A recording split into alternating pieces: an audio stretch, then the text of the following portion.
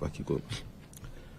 Sasa jambo hili limetupunguzia gharama, kwa sababu Kigoma pale tulikuwa tunazalisha umeme kuwapatia wananchi wa Kigoma kwa kutumia generator za diesel ambazo kwa mwaka matumizi yake ya mafuta na matengenezo zilikuwa zinafikia bilioni 58.4.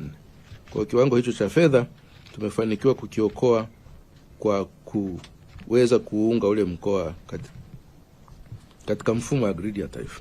Lakini nimesema mwishoni mwa mwezi huu mkoa wa Katavi utaungwa pia kwenye mfumo wa gridi ya taifa, na hivyo tutasitisha uzalishaji wa umeme katika eneo lile kwa kutumia majenereta ya diesel, ambapo pia tunataraji kuokoa jumla ya shilingi bilioni 27.5 kwa mwaka ambazo tulikuwa tunazitumia kwa ajili ya kuzalisha umeme wa mafuta katika eneo lile pamoja na matengenezo ya mitambo.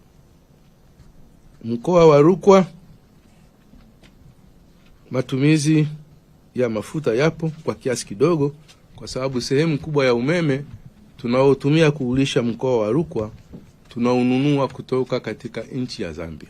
Nimesema kwamba mkoa wa Rukwa haujaingia kwenye mfumo wa gridi ya taifa kulingana na jiografia yake, lakini nimesema mwakani au 2027 katikati, kupitia mradi ule wa laini kubwa ya kusafirisha umeme kutoka Iringa, Mbeya, Tunduma mpaka Zambia, mkoa huo utaungwa kwenye gridi ya taifa.